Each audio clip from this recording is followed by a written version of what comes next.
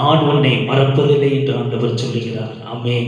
August மாதத்தில் அந்த 1ஆம் தேதியில தேவன் நமக்கு வாக்கு கொடுக்கிறார். அவர்கள் மறந்தாலும் நான் உன்னை மறப்பதில்லை. அவர்களே உன்னை மறந்தாலும் உங்கள் உங்கள் உடன் பிறப்புகள், உங்களோடு பழகின நண்பர்கள், உங்கள் சொந்த பந்தங்கள், ஆமென், ஸ்தோத்திரம், நீங்கள் நல்லா இருக்கும் பொழுது உங்களை நினச்சிக்கிட்டு உங்கள் கூட அன்பாக பழக, உங்களை அதிகமாக நேசிக்கிறவர்களாக இருப்பார்கள்.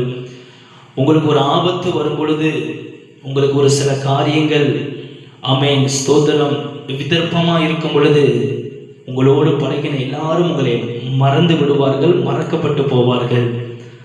அந்த சூழ்நிலையில் நீங்கள் இருந்தாலும் கூட ஆண்டவர் உங்களை பார்த்து சொல்கிறார், அவர்கள் உன்னை மறந்தாலும் நான் உன்னை மறப்பதில்லை. இந்த வார்த்தையை கேட்கிற நீங்கள் யாராக இருந்தாலும் சரி, அவர்கள் உங்களை மறந்தாலும், யாரு உங்களை நேசித்தவங்க, உங்க மேல அதிக அன்பா இருந்தவங்க,